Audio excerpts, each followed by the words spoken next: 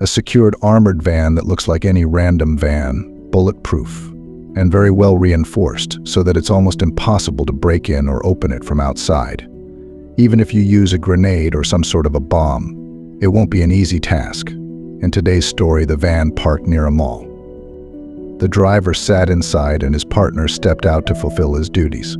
After almost 5 minutes, the partner came back, and at his surprise, the van had vanished with more than $1 million in it.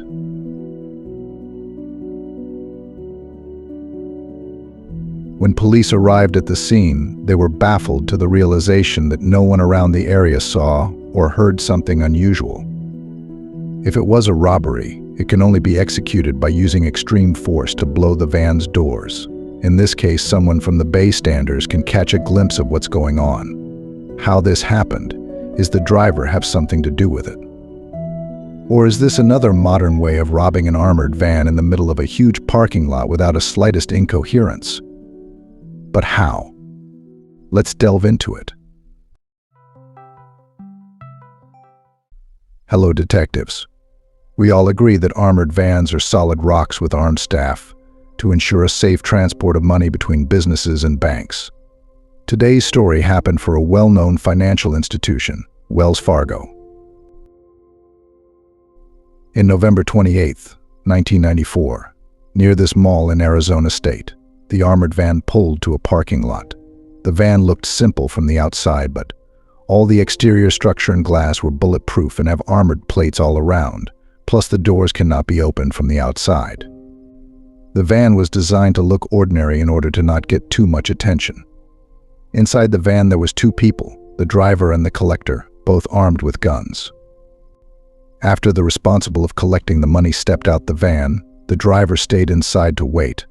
The collector entered the mall and went to the financial department. After they count all the money and sign some papers, the collector takes it. After he matched all numbers, he grabbed the bag and headed back to the van. At his arrival to the parking lot, he was baffled to not see the van. He checked right and left to see if it's still in the area, but nothing appeared. He then called 911. Police immediately dispatched to the area, and FBI was also informed, since robbing a bank is a federal offense all across America. The police and FBI scattered the area, and all they had was the collector to start with.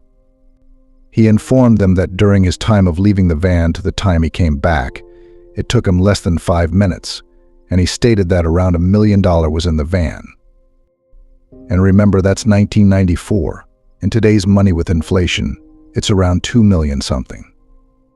After that, the investigators interviewed the people around the area where the armored van just vanished. At their surprise, no one seemed to have a clue or know a damn thing about what they were talking about. The FBI agents were skeptical and can't figure out how is it possible. If it's a robbery, the only way was to smoke off the door with a bomb or a strong pressure. In this case, everyone in that parking lot be a witness. Also, if someone tries to open the doors from outside. The van has an alarm designed to go off in case of a forced entry. They couldn't wrap their head around the truth of an armored van disappeared in such a quiet and suspicious way. They came up with the idea that probably the driver has something to do with it. It's either he drove off with the honey, or have accomplices, or he was threatened or forced to go along with a more sinister plan.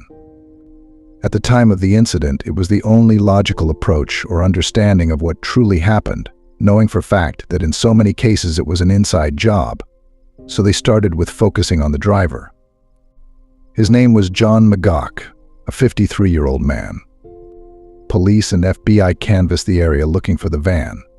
They know the once responsible will try to get rid of the van as soon as they get a first occasion. They focused their researches in the neighboring perimeter around the mall. And they had air search to help by deploying a helicopter to try and locate the vehicle. The search lasted for quite some time. Meanwhile, the FBI focused on knowing more about John Magoch, the driver. The first thing they found was that John wasn't a troublemaker. His criminal record was neat. Then they got a search warrant to take a look at his apartment. Inside his apartment, everything seemed to be at its right spot, no clothes taken or bags packed. They interviewed his friends and family and all agreed about one thing. John is a hard-working man that takes his job seriously and a good family man. The detectives realized that they are facing a hard task, took a risky decision, and they asked help from the public. Police and FBI organized a press conference asking anyone who saw or heard anything to call the Crime Stop line or to go to a police station for further investigation. They released pictures of the van, name and face of the driver, and they offered us $60,000 for any information leading to capture the robbers. Just after a few hours, someone reported a van similar to the one stolen with same license plate, parked in a church's parking lot. Police rushed to the area and found the van. Engine was on, and there was no way to get inside. Agents have to wait until the company's security specialists to unlock it from the outside. That's how impenetrable the vehicle was. Once they were granted access in, they were shocked to find the driver John Magoch shot but still breathing. Later died in hospital due to severe blood loss. After inspecting the inside out, they noticed that there was no use of force to get in.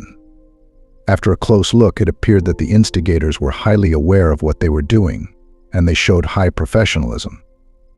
From the silent robbery at the mall, the place where they left the van, and the short time it took to execute their plan, FBI agents knew that this case will be a tough one. They checked for any forensic evidence. All they came across were some fingerprints left by the different employees that have access to the van. The robbers left some bags of money, but mostly coins and metal currencies, avoiding extra weight. The investigators at this point were clueless and have no trail. Not a single one. Their analysis of the whole operation gave them some heads up of what's the possible profiles of the perpetrators. The spot where they left the van suggested they knew how law enforcement proceed. That's the reason why they left the van right in the next city, which is in a different jurisdiction of the main police department where the crime happened. A small loophole that gives them enough time to escape while the two departments try to coordinate their efforts. The autopsy of John Magoch revealed small fragments of the bullet that killed him. They were too small to be submitted to any further checks or ballistic tests. The only revealing fact was that the bullet was fired from a 9 to 11 foot distance between the assailant and the driver because it wasn't containing any gun residue. After a few days, a witness came in with new details of the incident. At the moment of the event, the witness, which name is Morgan, was crossing the street with his bike, noticed the van speeding, followers by a red pickup truck. His memories of the event were vague and can't remember any faces or numbers, something concrete. Since Morgan was the only solid link to the robbery that day, FBI asked him to consent to a deep hypnosis session conducted by a specialist of the Bureau, which Morgan agreed to. The specialist is a doctor with knowledge in psychology and neurological stimulation. The deep hypnosis serves to boost and refresh the memory of an individual in hope of remembering more specific details. The human brain is so complex, and due to reducing stress and other factors, stores thousands of infos in the subconscious. The goal of the hypnosis was to make Morgan relive the moment and try to recount the event in hope to extract some valuable leads. During the session, Morgan was able to remember that there was 2 people inside the van, and after they crossed the road next to him, a red pickup truck followed behind with just a driver inside. He also recalled that the license plate has the numbers 723, but not in an organized way. The FBI tried to find any red pickup truck with a license plate that has the 3 numbers, but it was overwhelming because the record showed thousands of trucks. The reason was that all the pickups were registered without specifying their colors, which made it impossible to identify. The FBI interrogated over 200 people with any small suspicion, or had a pickup truck with the numbers on, but after weeks and weeks on following that lead, they couldn't get anywhere, so they sat it aside. Morgan was also able to remember one of the robbers' faces. With the help of a sketch artist, a face started to take shape. A white male with a round beard and long hair.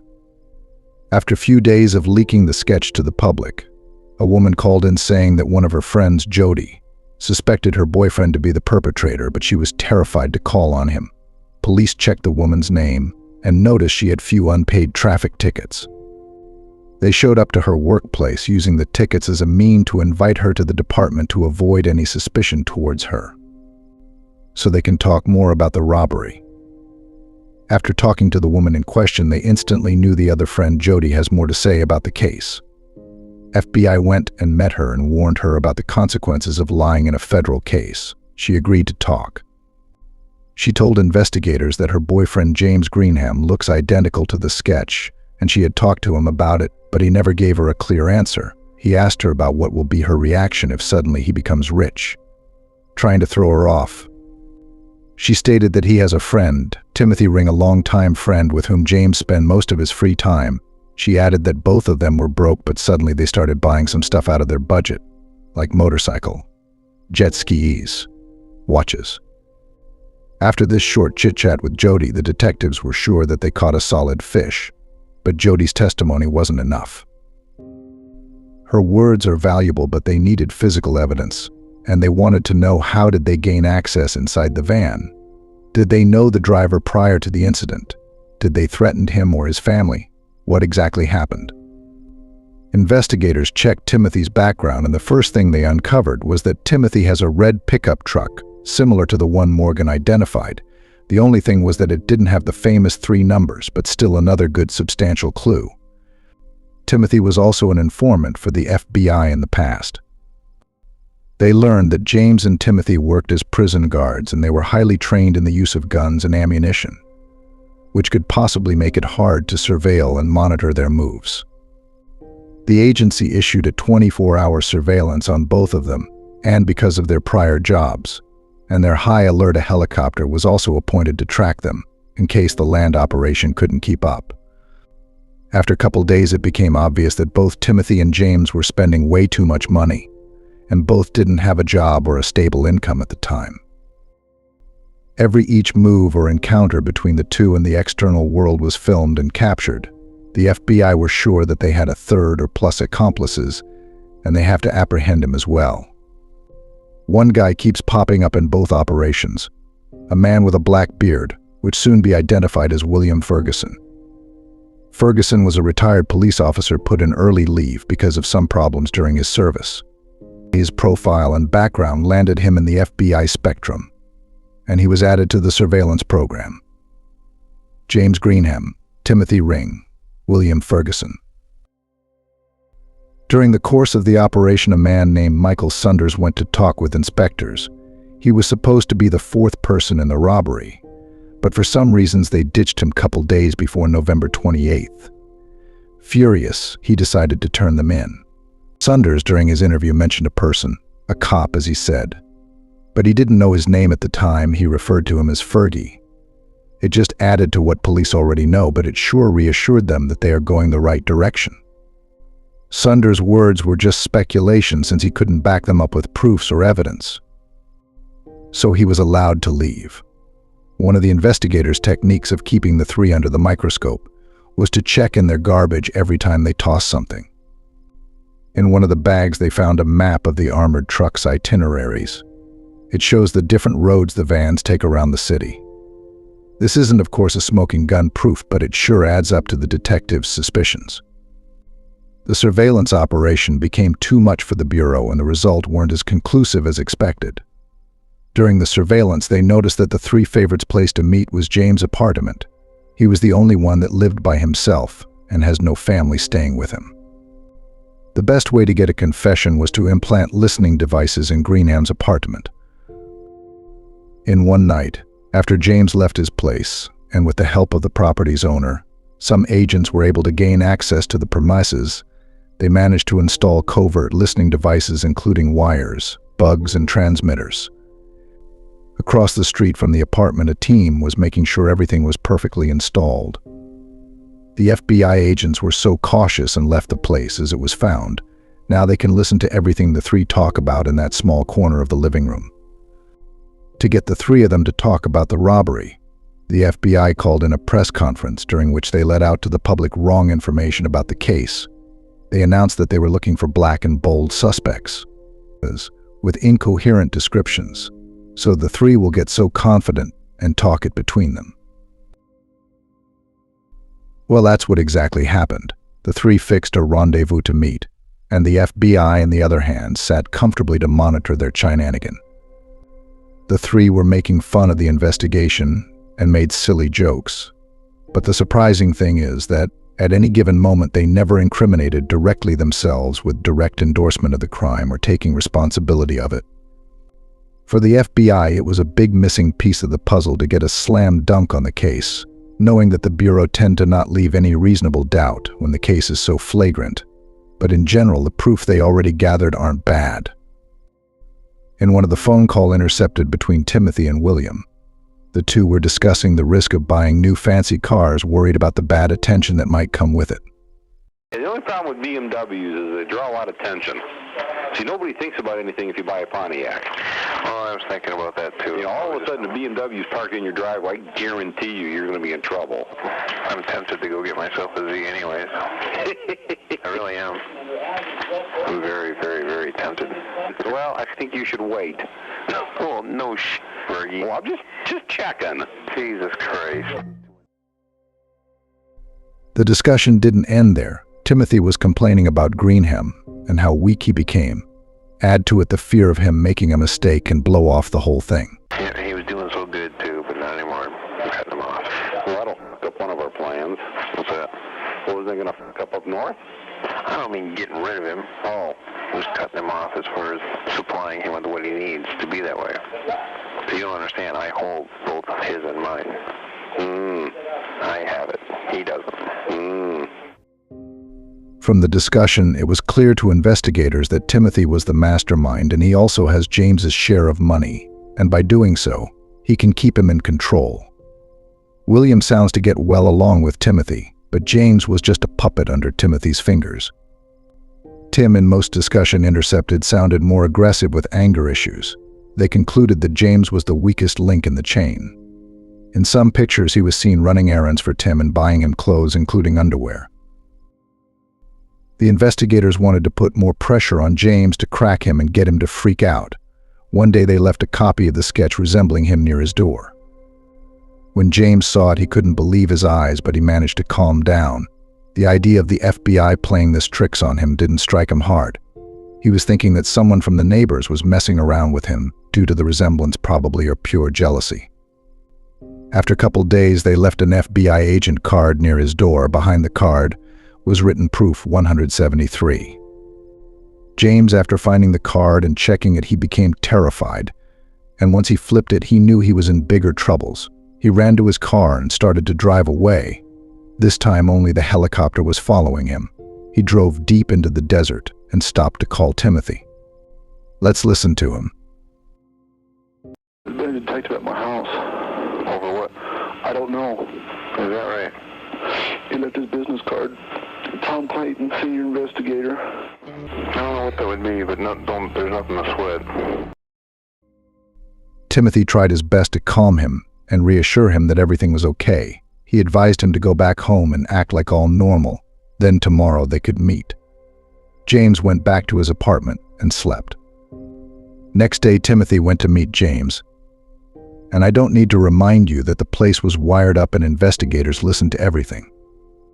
They talked for over an hour and Tim was trying his best to calm James. At the end, Timothy told him that if police or FBI has anything against him, they would have already showed up to his door and put him in handcuffs. Sure, talk to you about something that big.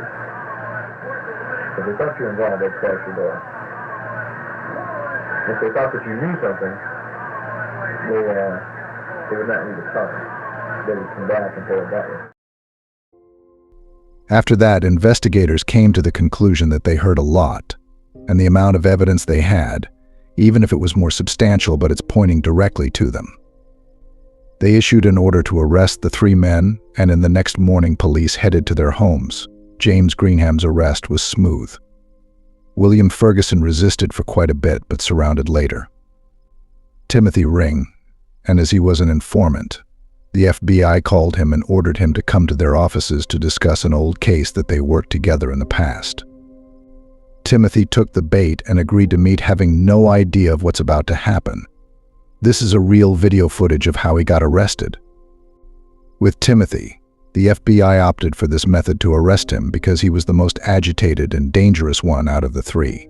FBI didn't want to take the risk to go and arrest him at his home to avoid any altercations or possibly shootout between cops and him. And by inviting him in, he can't even carry any weapons with him to the inside.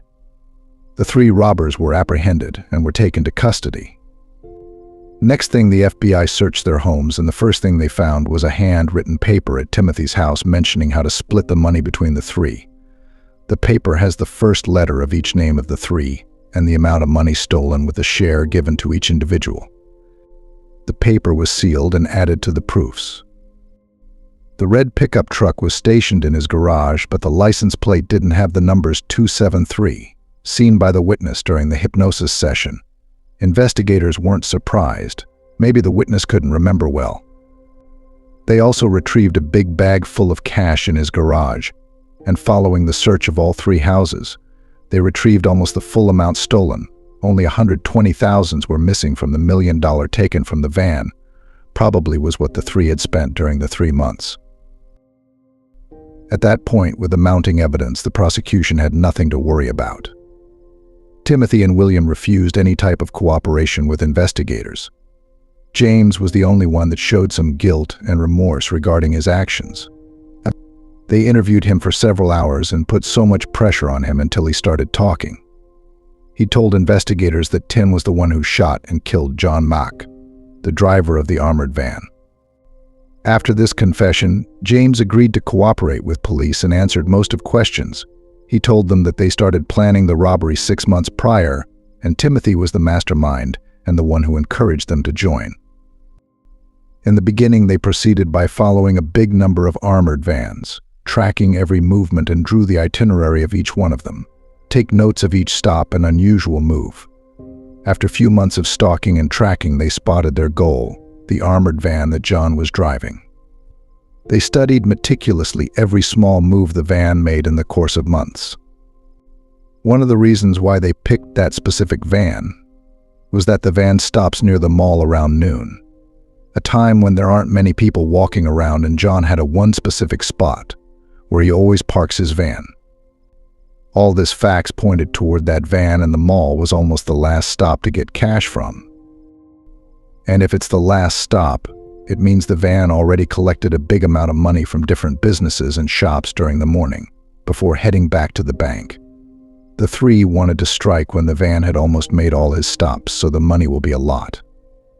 But the most important reason of all mentioned was that the driver always smokes a cigarette at this exact spot. John cracks the van's door open a little bit, because the windows are always locked, and start enjoying his dose of nicotine. Of course, it's against all armored vans' policies to keep a door open during the fulfillment of duty. The desire to smoke was not negotiable to John. Of course, the instigators planned it all well. They picked the 28th of November, which is Thanksgiving, a day which all shops, restaurants, businesses make some considerable extra amounts of money. So even the date was one piece of this meticulous plan. In the day of the robbery, James Greenham and William Ferguson waited. They waited first for the collector to step out of the armored van and go further to collect the cash. Right after that, they noticed the driver open slightly the door to smoke. The gap was like 10 to 15 inches, a small gap to an average shooter, but for someone highly trained like Timothy Ring, it was enough to shoot and snipe the driver. Timothy sat aside inside his pickup truck, 10 miles away from the van, and right when John Magoch made a small opening in his door, Timothy aimed at him. His rifle was equipped with a silencer to suppress the sound of the shot. One shot right in the head. The driver collapsed to the passenger seat. It was known later that the driver didn't die instantly. Autopsy revealed that he was alive probably during the whole robbery. James and William rushed inside the van, then sped off with it. Timothy followed the van with his pickup truck. It took them less than 3 minutes to carry their attack, and it was quite without any noise nor witnesses. No one seemed to have had noticed the slightest disorder. The van was taken outside of the city to the church. At the church parking lot, the three transferred the money to the pickup truck, took all the cash, and left the coins behind. They drove to a remote area in the desert and got rid of all incriminating evidence. They burned their clothes and all the tools used to carry out the robbery. James revealed to the investigators that they used a fake license plate during the robbery, and they buried it with the burned clothes and tools in the desert. James agreed to take them to where they burned the evidence, and the investigators were able to find the license plate. And to the big surprise of everyone, the witness Morgan was right about the 3 numbers, 2, 3, and 7. The session of hypnosis turned out to be accurate to a baffling and a normal level. We went out there and actually found the location and then dug it up and found that the 3 numbers actually on the plate did in fact match those that were given to us by Mr. Morgan. So he was actually right on his information. At the end, the 3 were prosecuted. James Greenham and William Ferguson had a reduced sentence, which was around 30 years in prison. For Timothy, and because of being the mastermind of the robbery and the one behind the killing of John, his sentence could be higher. At the beginning of his trial, he pleaded not guilty, but the jurors found him guilty. He was sentenced to death in 1997, but the case was taken to the Supreme Court, and the death sentence was changed to life in prison without possibility of parole.